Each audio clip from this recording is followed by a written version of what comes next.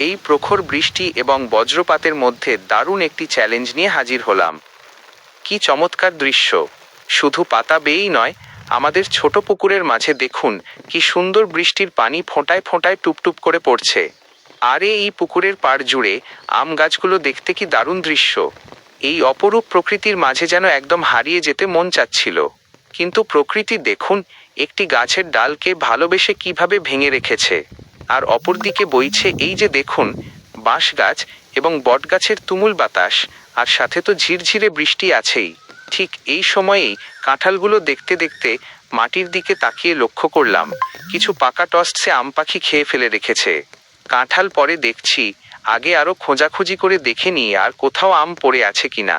নিচে দেখলাম অনেক পরিমাণে আম পাখি খেয়ে নষ্ট করে রেখেছে।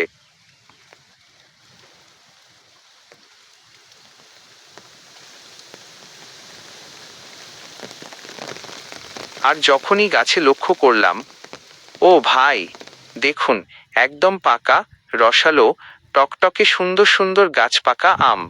এই আমগুলো দেখে তো আমার মন আর মানছে না যে করেই হোক এই আমগুলো পেড়ে খেতেই হবে। ঠিক এই সময়ে আকাশের বৃষ্টির ফোঁটাগুলো ধীরে ধীরে কমে আসছিল। আর এই যে দেখছেন, এটা আমাদের বড় পুকুর। পুকুরের পানি দেখেই বুঝতে পারলাম বৃষ্টি কেমন হয়েছে। এরপর গেলাম কাঁঠাল গাছের দিকে। কাঁঠালে হাত দিয়ে চেক করতেছিলাম কাঁঠাল পেকেছে কিনা। তবে কাঁঠাল না পাকার কারণে হাত দিয়ে থাবড়িয়ে কিছুক্ষণ কাঁঠাল পাকানোর চেষ্টা করলাম। পুরো ব্যাপারটাই মজার ছলে। কিন্তু হুট করে মাথায় আসলো, এভাবে তো হবে না, বাসায় যাই এবং লম্বা বাঁশের লগা আনি যাতে আম পাড়তে সুবিধা হয়।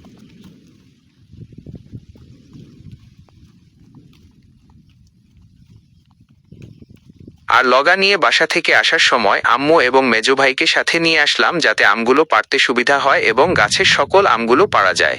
কিন্তু আম গাছের কাছে যাওয়ার আগেই পিছন থেকে আম্মু ডাক দিয়ে বলল, দাঁড়াও, ওই যে একটি আম পাড়তে পারবে কিনা দেখতো। আমি সেই আমটির দিকে ভালো করে লক্ষ্য করে দেখছিলাম যে আমটি ঠিক কোথায় আছে। আর তখনই বুঝলাম আম পাড়ার সময় ওটা আমাদের ছোট পুকুরে 100% পড়ে যাওয়ার সম্ভাবনা আছে।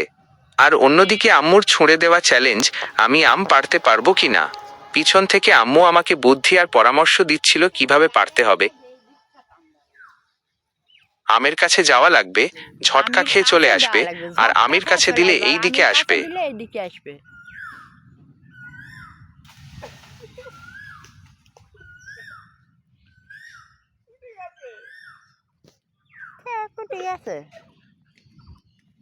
আম্মুর কথা শুনে মারলাম এক টান। কিন্তু একই আম, সে তো আমার কাছেও নেই, পুকুরেও নেই। তাহলে আম গেল কোথায়? অনেক খোঁজাখুঁজির পর লক্ষ্য করলাম যে আম এখনো গাছেই ঝুলে আছে, যেটা আসলে আমরা আগে ভালো করে খেয়ালই করিনি। এবার আর মিস করা যাবে না। দ্বিতীয়বার আবারও পাড়ার চেষ্টা করলাম, লগাটায় বাঁধলাম এবং হালকা একটানেই আম চলে আসলো একদম আমাদের হাতে। অবশেষে আমটি আমরা পেড়েই ফেললাম। আর অবশেষে আমরা কি সেই রসালো টসছে আমগুলো পেড়ে শেষমেশ খেতে পেরেছিলাম?